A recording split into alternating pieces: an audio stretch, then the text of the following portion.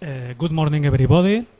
I think that Professor Marcaide does not need any presentation at all, but since it's compulsory doing such things, so I will try as much as possible. He studied in several universities, including Zaragoza, Complutense, and Edinburgh, but he was graduated in Zaragoza finally. Okay. And he did his PhD in the Massachusetts Institute of Technology and worked in the Max Planck Institute for Radioastronomy and also in Siemens in Munich. He was also researcher of the CSIC at the Instituto de Astrofísica de Andalucía and now is full professor at the University of Valencia. He has received several awards and he is one of the pioneers of radio astronomy, in particular VLVI, I think, in Spain, isn't it?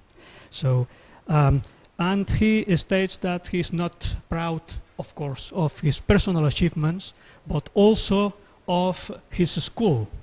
And he sent us also a list of his 11 PhDs, and really is impressive the names that one can see here and the achievement not only of Professor Marcaide but also of his PhDs, such as, for example, just to put the first name that appears here, that is Anchon Alberdi, that's currently is director of the IAA.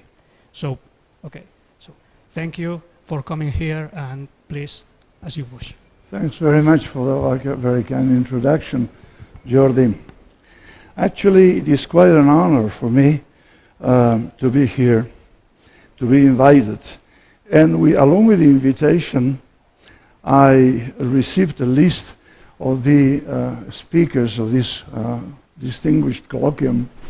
And I vaguely remembered that I had been here on several occasions, and when I perused through the list, I found myself that in '95, March, I already gave a talk in Spanish with this title in English. And that was the same time as Gensel and Giacconi and Naulica spoke, so very distinguished people. And this gave me an opportunity, and that's why I have here as a full talk. Namely, to my surprise, I didn't remember what I had spoken about, but I'm going to use this to do two things. One, to set the stage for the present talk. A second, to say those things which are made. Usually you go to the talks and say, we're going to do this, we're going to do that. And it's not like President Truman said, and nothing gets done. But sometimes things get done. And actually will set the stage for this talk.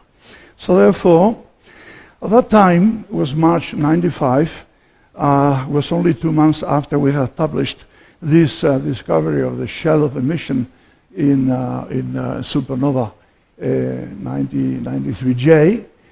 Let me say what this emission is. This emission is the emission from a shell which forms, is a shocked area, which forms when the blast wave comes off the star and shocks the circumstellar medium.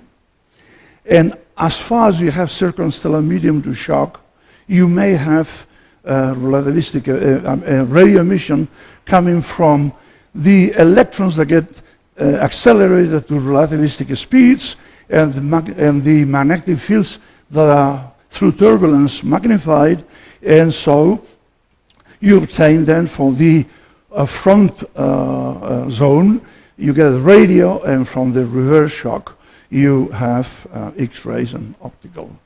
And so this is something we will see in today's talk, but differently. This is a canonical case, and this is in a way what I want to show. Of course, when I must have said when I gave that talk that, well, we'll try to follow the source and we'll see whether the emission, the expansion is homologous, and we'll try to measure it and and see if there are discrepancies with respect to a free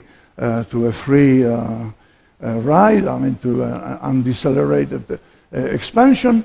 And the fact is that today I have the opportunity to show that in fact, yes, for the first year we had these other images and showed that the expansion was homologous.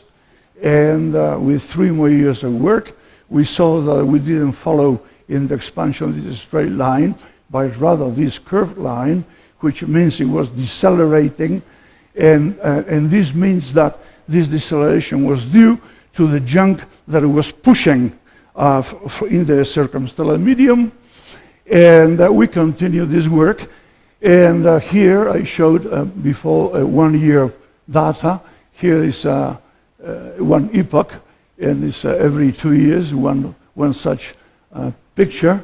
So in a decade, we could see that the expansion was also homologous, and that the expansion could be studied, and some break had taken place at some position, and one would have to understand this. And eventually, we added all the data, 66 experiments that went into this effort over 50 years, and found that indeed we had 2 different behaviors, and we try to understand this. These blue lines here are not just fits, those are the predictions of a model that had very few parameters to fit. And so this was the end of this, and I thought, and this work was done with telescopes like this one, so big telescopes all over the world, the VLA array working in a world array. This is in sharp contrast to what I'm going to talk today. And let me break this briefly to show you a movie that, let me stop that. Here we will see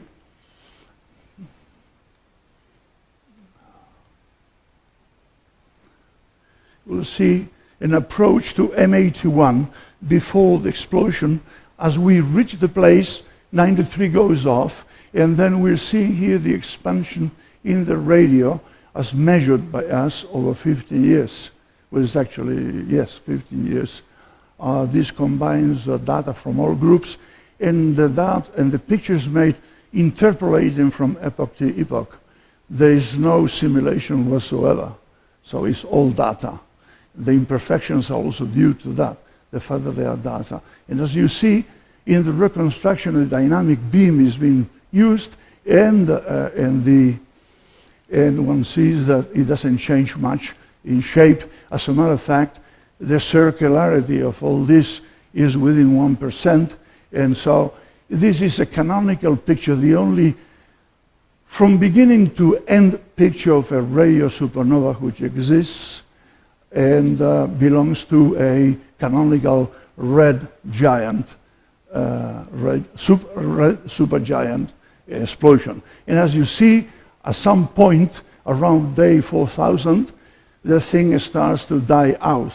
This dying out means that, like in a time machine, you have gone at the speed of 15,000 kilometers a second through all the space that was filled by the wind of the red supergiant at the speed of this wind, which is about 10 kilometers per second. So basically, there's no more emission because you go in empty space, there's nothing else to shock. This doesn't mean that the supernova is dead. It will resuscitate eventually when it finds more junk elsewhere in the interstellar medium. Okay, well, that sets the stage, and now let me go. Where am I? Here.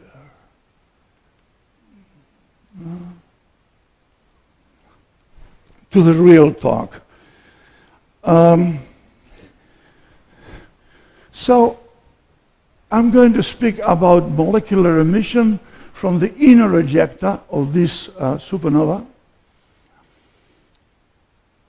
A few words at the end about the dust factory and emphasis on 3D imaging. All right. Now, some generalities about 87A. It went off in the Tarantula Nebula in 87, is therefore at about 50 kiloparsecs from us. Is the brightest supernova since Kepler. Is the first one for which neutrinos were observed before the optical discovery, of course. And the first supernova observed from radio to gamma rays. So confirmed a star core collapse scenario, although there is no agreement on where the progenitor was, although it's known that it was something like 692002, and that it was a blue giant. So when people were expecting a red supergiant, it turned out to be a blue supergiant. This has major consequences. So you see here the picture before and after the explosion, and sometime later, the HST imaged this area, and people were shocked to find that there were a set of rings here. I will only concentrate on the central ring. And this central ring, this picture has got all the elements which are relevant to this talk. So this ring is a ring which is inclined by 40 to 45 degrees, has a 1.8 arc-second diameter in a projection, and therefore, knowing the distance, one has the idea that has a ring of radius 0.22 parsecs. From the lines, you can measure the velocity of the dust, of the brightened dust of the ring is 10 kilometers per second, while the ejecta themselves, the fastest part, the outmost, shock front, is going at 0.03 C, that is 10,000 kilometers. Therefore, from only this picture, people had an idea that when the ejecta would reach the ring, that is, namely, in about 20 years or so, interesting things would happen. And so the picture was this. We have the explosion here, and this explosion will throw gas, hydrogen and helium, particularly against this ring here, and at some point there will be an interaction that should be measurable.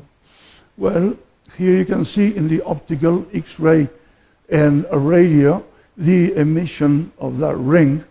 So in Chandra in 99 observes already some emission, and this grows first on the same side as in the radio, and later changes over.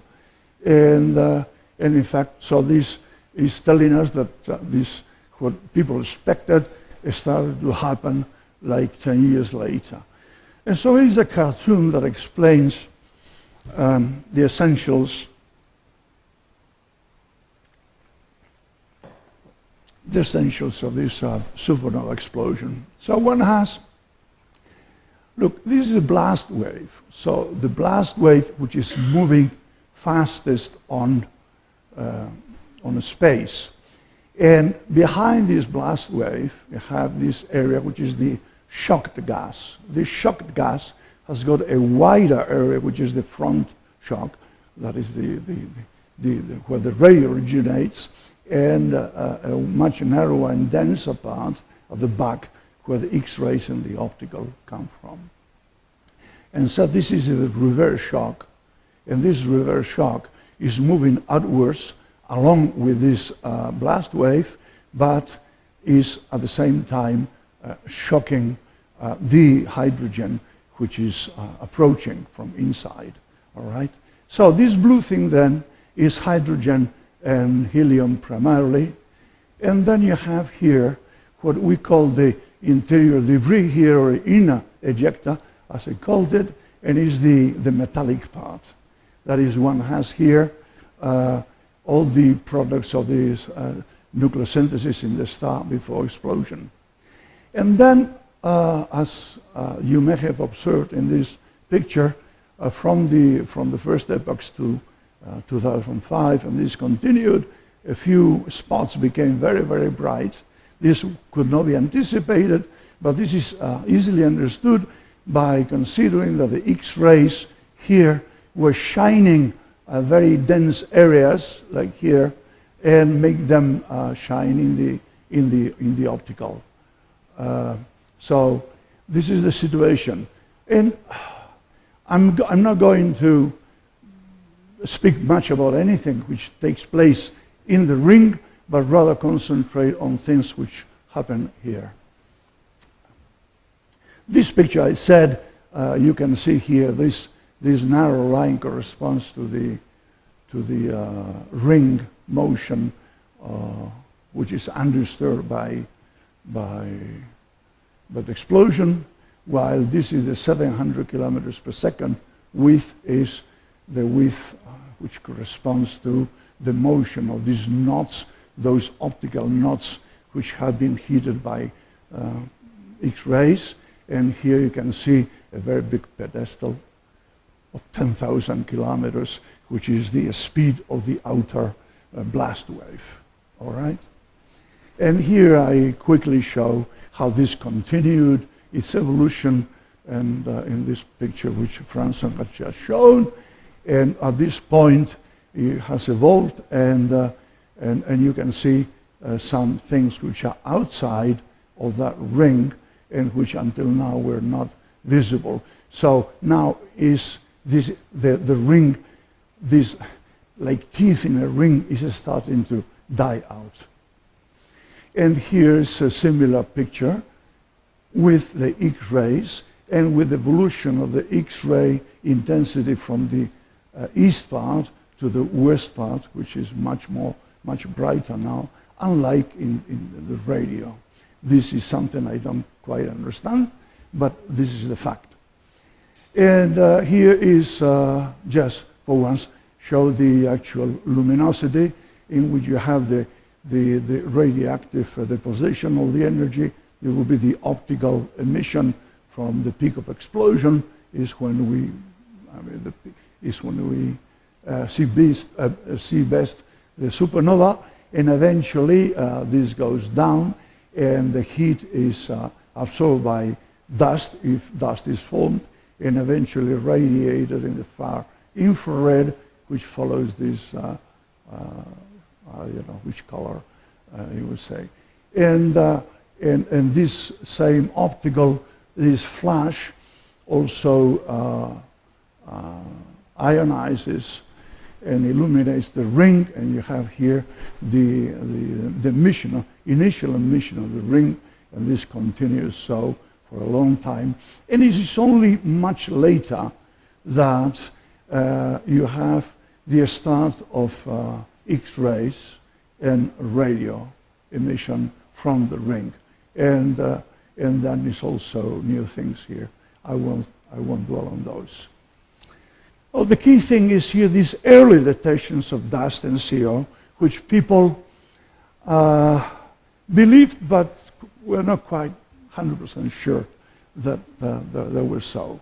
But the fact is that in '88, 1 year later, in this period, people could see develop here a shoulder, and this was modeled as coming from 10 to minus 4 solar masses of dust, published by Wooden in '93. And at the same time, Liu and Dalgarno work on the vibrationally excited CO as they identified these lines as coming from vibrational states of CO.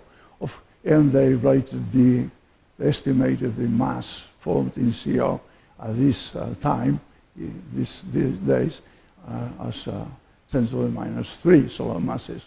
Of course, as this is expanding, it's expanding and cooling, and eventually, as it cools below 700 Kelvin, there's no way to excite these vibrational states, and you wouldn't know, you don't know what is there. The story took term when Herschel detected with a big beam of 9 seconds, detected Emission, which in a modeling made by Matsuda et al. It was equivalent to half a mass of dust. Of course, it was half a mass of dust, and they assumed this could come from the supernova, but of course the beam was a big one, and therefore this had to be proven. So the situation in some was going from these early days to these late days, and having an SED in which you have the hot emission of over 180 degrees from the ring, this dust emission around 20 degrees, and the synchrotron emission from the ring, which I just explained. Well, it's here the same thing, all right? So, and it would seem that this thing would come from the ejecta, actually from the inner ejecta, and that is, and with respect to the molecular spectra, one could think that yes, if you have those rotational lines and the thing cools off, eventually you would end up having some molecular lines at some point, and this was modeled by Nozawa in this graph, and I mean, we and others were expecting that ALMA would come online to see whether that was the case. So here, a couple of nice pictures of ALMA, an instrument by now you know, all of you know, and those are the bands of ALMA, and in cycle 0, it's only this band, 3, 6, 7, and 9, that were offered. Actually, before inauguration, this was the situation. This is the same graph SED as before, only shows that the intensity of the emission of the synchrotron has intensified very much, but has not changed the spectral index. And as I said, this was cycle 0 observations that were given to a few groups. And the PI of this project is René Levetou. They asked me to present those in the historical first meeting, and this was the team at that time. And well, let me say what we found. Actually, from those data and from band 3, and after hard work, 2 teams independently within the team, 2 subgroups, we identified this 3 sigma detection of CO10. We worked very hard and we were convinced that that was there. As it often happens, soon the band 6 data came, and then we didn't have to do much work because the emission was very, very strong in the 2-to-1 transition. So this, at that time, so for this protovirus, we wanted to show something about this, and we made this map. This is not a final map, but it was a preliminary map, and it showed that, well, this is the dust which Herschel had found, and we were interested then how this CO would be related to this dust. Here the resolution was half a second, not much, and so the wonderful thing about interferometry is that you keep your phase relationships, so the coherence, and therefore you can make a map of the continuum, and you can make a map of the CO, and you can check where they belong. And actually this is a registration that comes very naturally. So from this point on, we knew that the CO was related to the dust, but we didn't know how it was related. That was our, that was our next goal. And so, this data, we could make the different identification of the components and everything fit. We made then, this is the ring in H alpha and sulfur and ionized ion. And so this was the emission we had determined. Soon thereafter, well, a couple of years, the dust was mapped here on band 9, and we have a band 6, the emission, in which we have both the dust and the synchrotron from the ring, and this came from somewhere else, and so this was the picture. It was published by Endeavour, who was still is the PI of the whole project. And here comes the main point. At that time we thought that if the supernova was homogeneous and was expanding homologously, we should have those slices at the same Doppler frequency. And therefore we could make a study by slices, so we could make tomography. And this would be so the spectrum we obtain. But if the thing was clumpy or irregular of any other form, you know, and would give a spectrum like this, we should be able to determine this structure by doing this Doppler tomography. And there were indications of this lumpiness already. By determining this, we would know the extent of missing, how CO region is producing CO, and how is that different from the SIO region producing SIO emission. So this actually, its transparency is written much before we did the observations. And so we set out to do this work. And it was half of the work of a student of mine in a PhD thesis, which was read last year. And so we went in cycle 3 and made those observations when the supernova was at age 28 years. The resolution improvement was a factor of 10. Therefore, we had 50 milliseconds of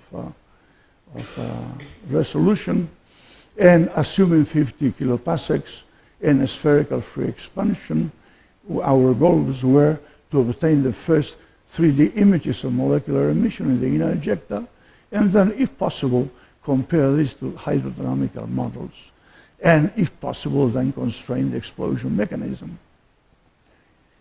And that's what we did. That is, the observations were made, the lines were detected, and here I show the central channels of CO and SIO. So basically, we constructed a cube, a data cube, in which we have here the spectral information transformed in distance, if we want, and the angular position. So I just show here the 500 kilometers per second and 1,000 kilometers per second for one line and the other. So this is a kind of the data, and you can see the silhouette of the ring and how the emission comes from the inner ejecta. So essentially, at the end of the work, I'm going to skip all the technical steps. One found this structure. One could reconstruct this 3D structure. Here, this gray thing is the plane, the equatorial plane. This will be the equatorial ring. And this is the center of the explosion. And this is the line of view to the observer. Here, the isocontours are shown as 60% of the flux peak. And in red, one has CO, and in green, SIO.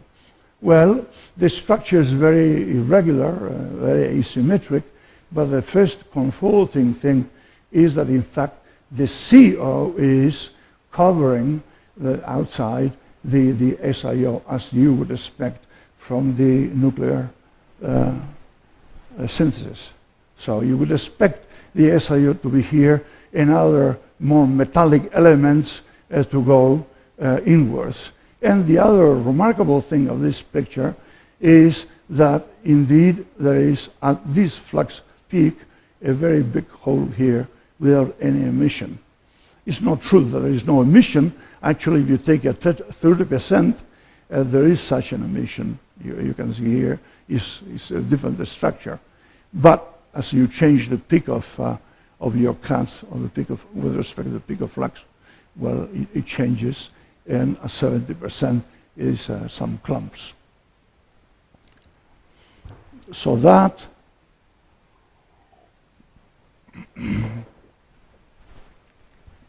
See if it works. You can see here the movie. Very little structure. Actually, in the north, SIO actually outside with respect to CO, unlike in the southern part. So this in itself is an indication of micro-mixing, macro-mixing.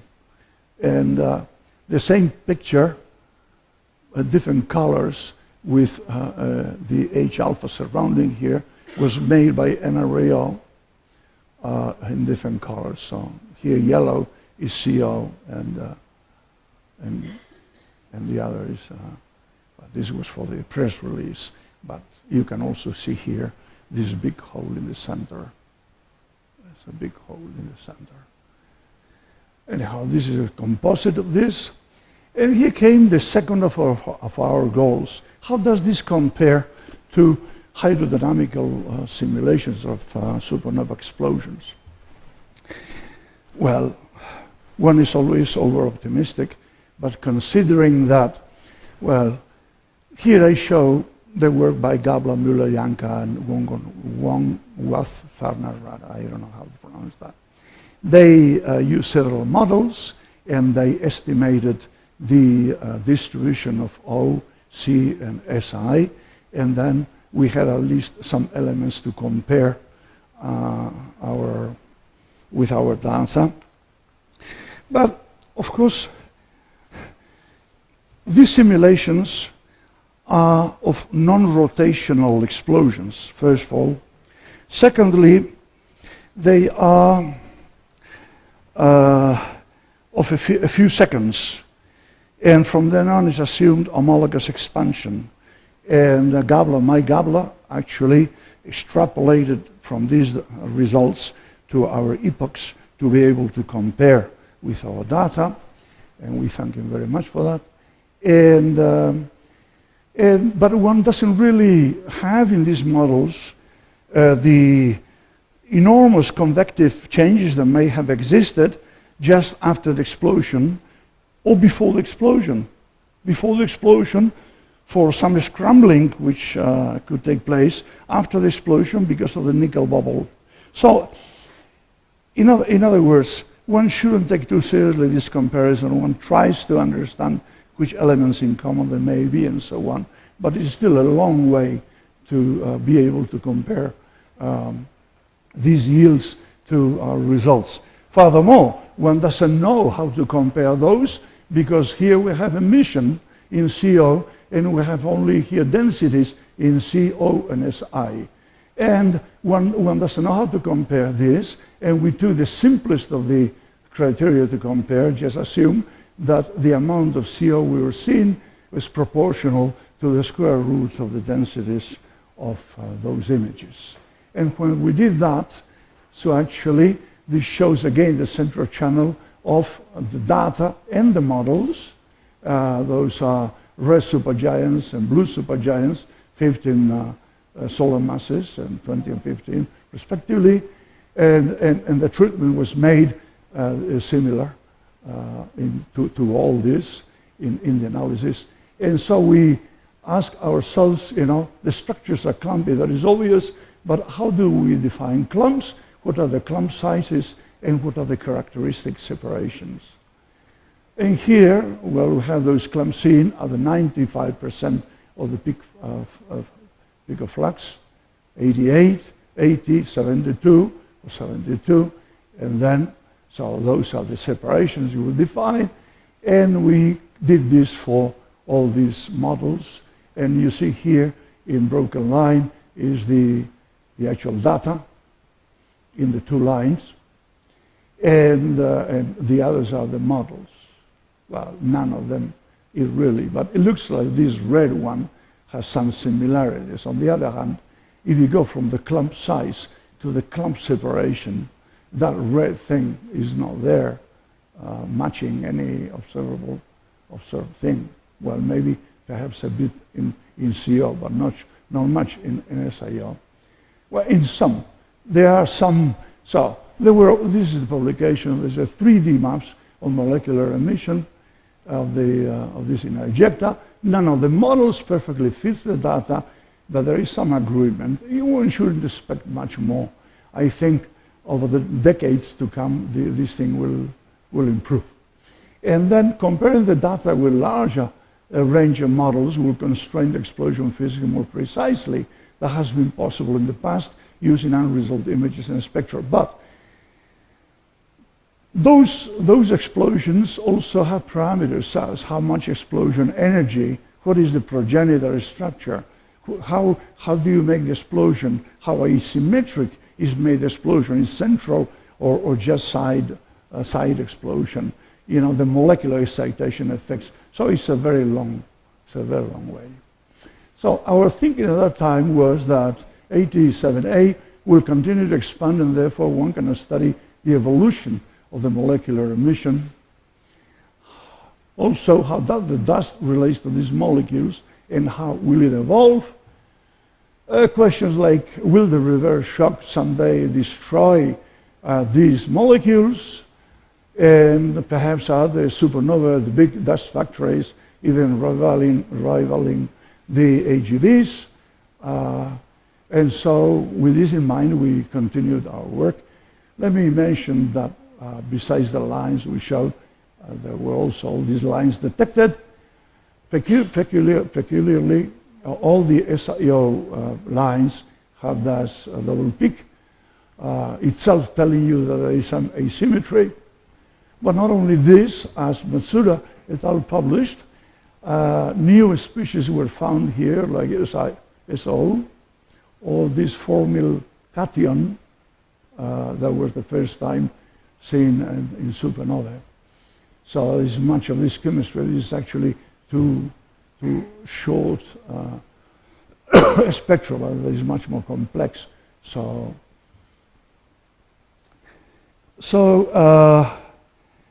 Larson et al. Have impressed right now very interesting results along these lines, which I want to show. Here is the spectrum in which the ejecta emission is in black, and in red is the ring emission scaled down by a factor of 50. As you can see, there is this hydrogen too, which is in the spectra, and as it was predicted that would happen by Dick McRae and someone else, Duhane, I don't know, in the 90s. And so they actually decided to observe this H2. Those are 212 and 241. Those are vibrational lines of hydrogen, and those are fed by titanium-44, which is putting some energy in this otherwise cooling down ejecta. And here you have the two maps that they have made of the 2.12 micron, showing the emission from the ring, but also strong emission from the ejecta. Well, here, this line, there is not much ejecta measure. These people with the same software have made a 3D image of the distribution of this H2. So this H2 is distributed in a much more broken way here, and here I show a comparison of that H2 around our structure. You can see it's occupying different spaces of that structure. That was a VLTI symphony data using some Hubble data. They also placed the structure of H alpha on the side of all this structure. This H alpha makes sense to be on this side and not on the other side, because unlike at the beginning, in recent times the X-rays are mostly produced on this side, on the western side. So this is then the X-rays hitting the outer part of the ejecta and having this optical emission because of that. Although it's not quite understood why there is no sum from this side, but anyhow. And they show that this H2 emission is a bit lower speeds than the molecular emission,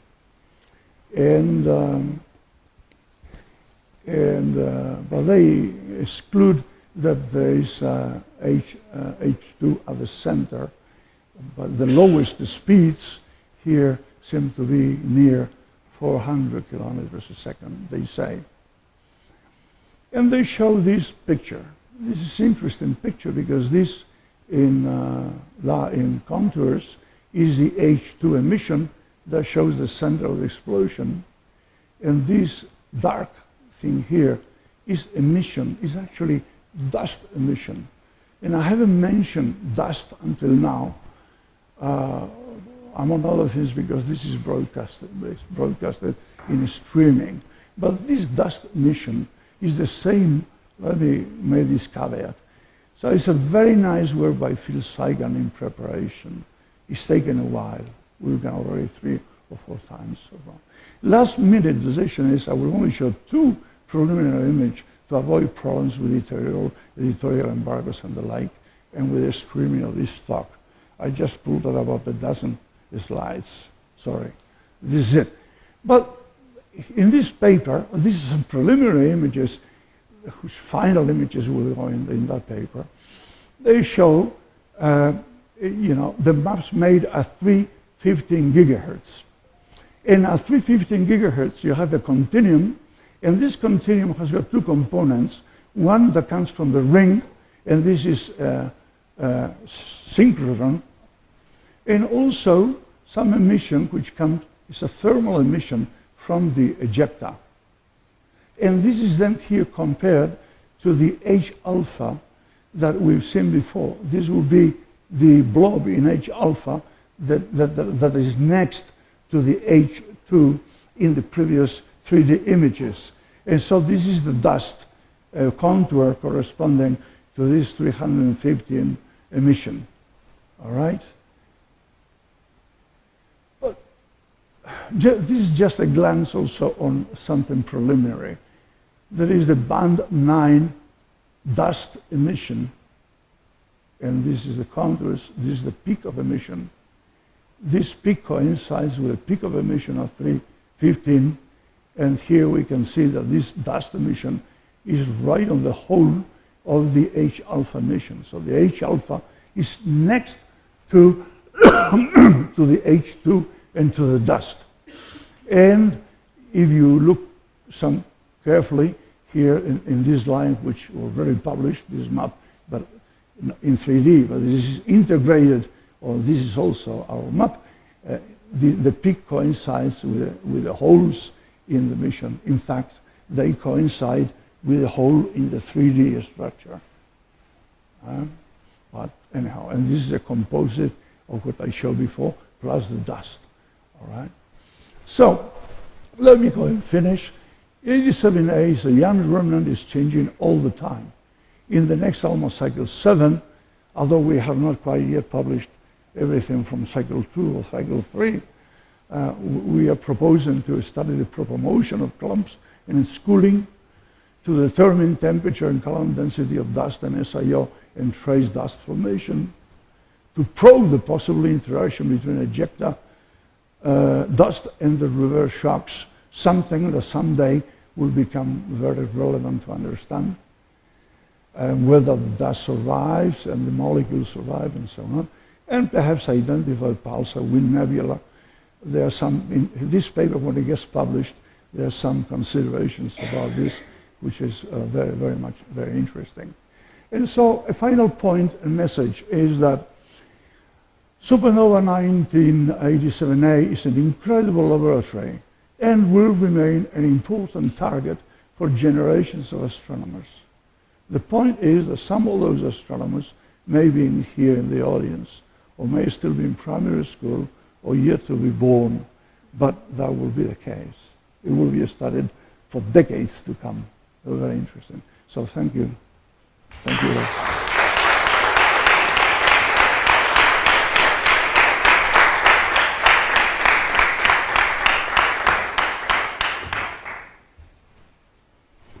Thank you very much for the nice talk. Questions for Professor Marcaide?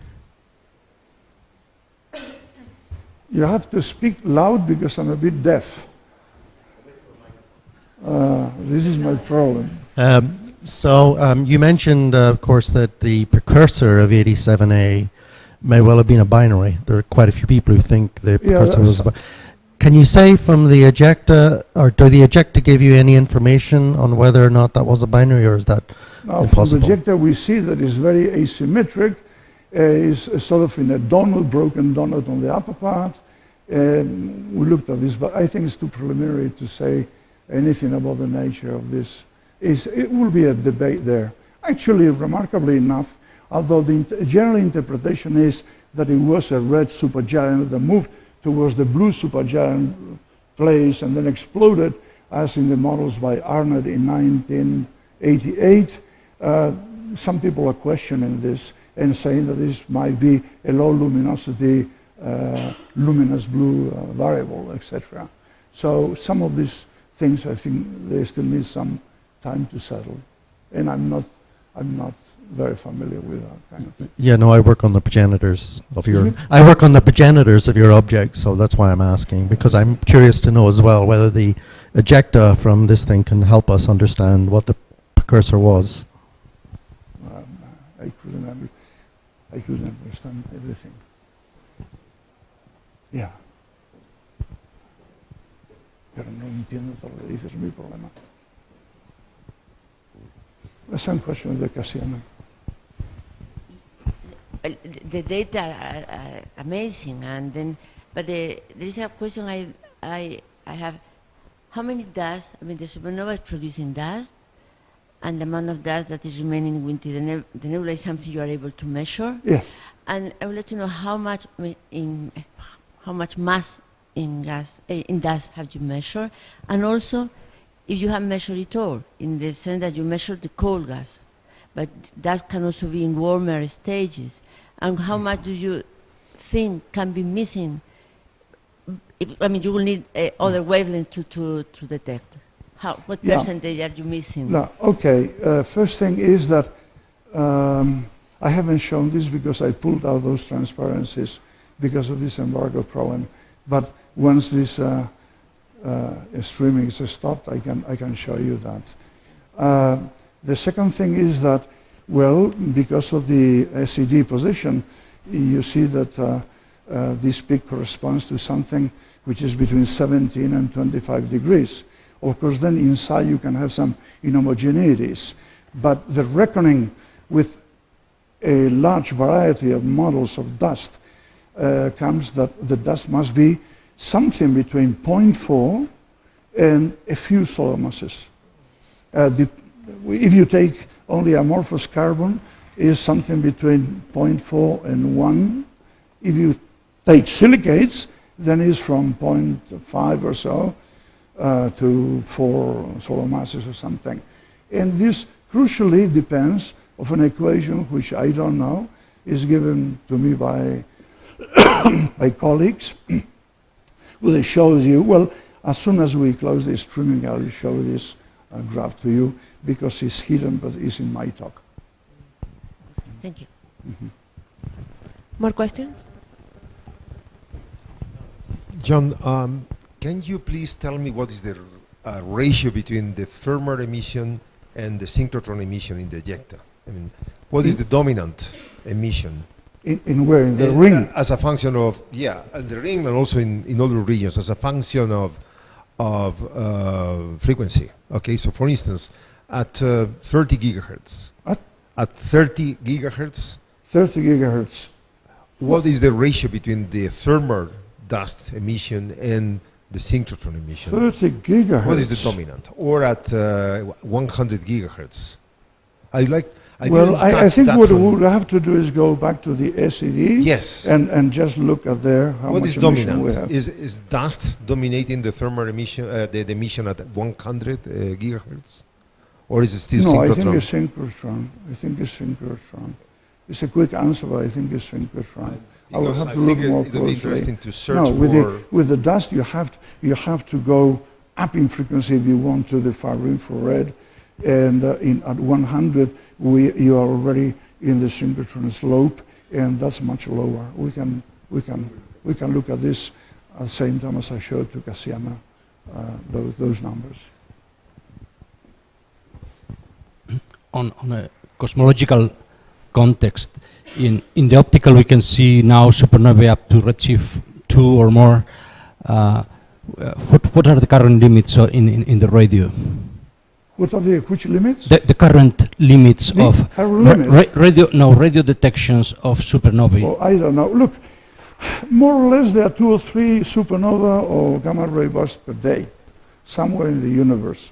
The question is that how far they are.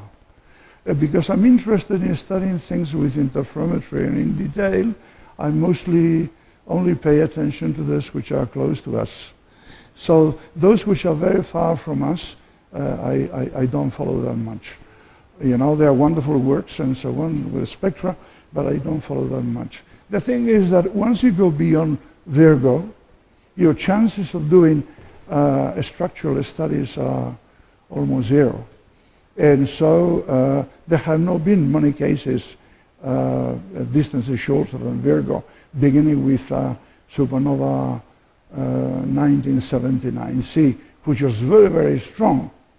But actually, because of Virgo, we could only see the outer size, the size growing, but nothing of the inside. That has not been resolved yet. So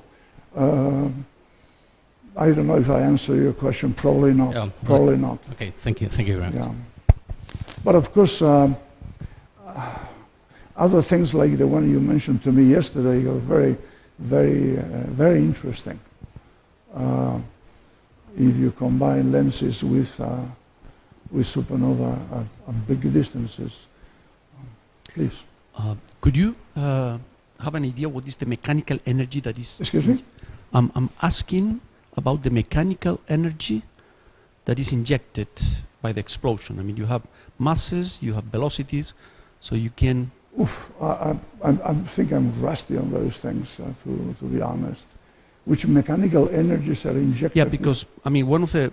Not for the people that is working on modeling galaxies, one of the interests, or the main interest of the supernova, one of the main interests, is the fact that they are producing this feedback that sort of stops star formation and is fundamental in the whole process. So the injection of mechanical energy is a key parameter in all this issue.